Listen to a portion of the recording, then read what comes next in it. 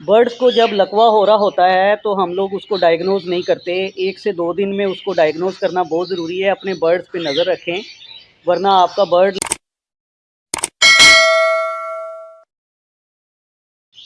अस्सलाम वालेकुम दोस्तों, क्या हाल चाल हैं? उम्मीद करता हूँ सब ठीक ठाक होंगे।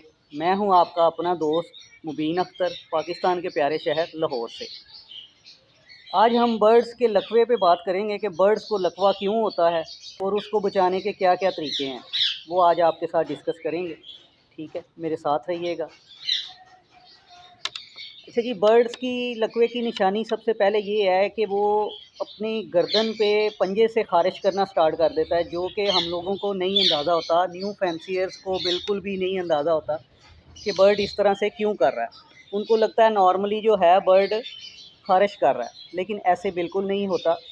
उसकी जो गर्दन के साथ साथ वाली सारी शरियानें होती हैं, उनमें खून सही तरह से पास नहीं हो रहा होता, जिसकी वजह से बर्ड जो है वो आहिस्ता आहिस्ता आहिस्ता आहिस्ता गर्दन अपनी टेढ़ी कर लेता है।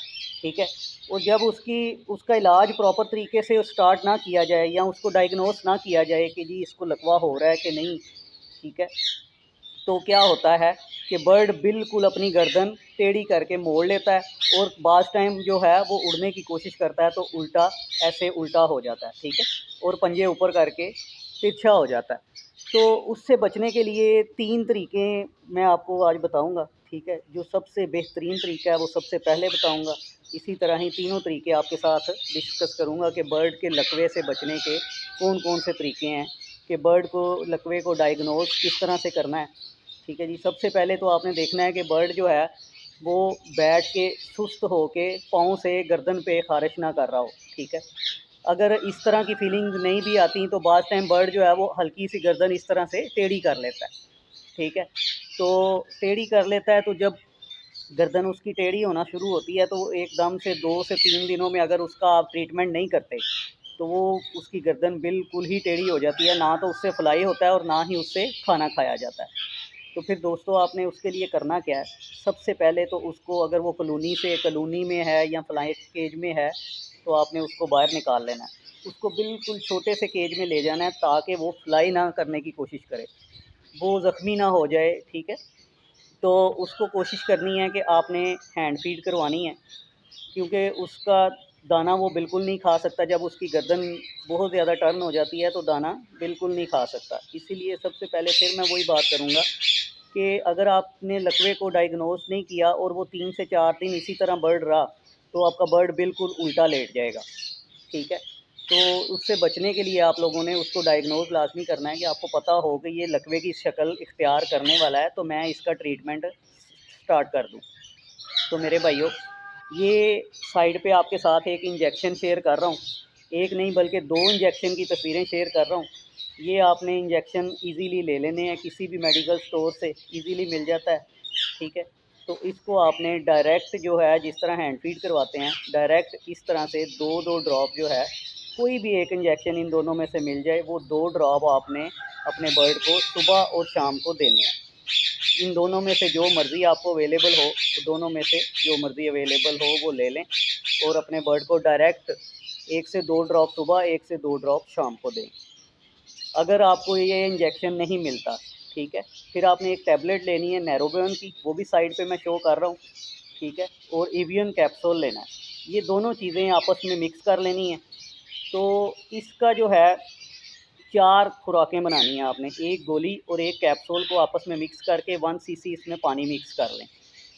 तो इसकी आपने 4 यानी कि 4 ड्रॉप्स जो हैं वो ये ऑलमोस्ट बनेंगे।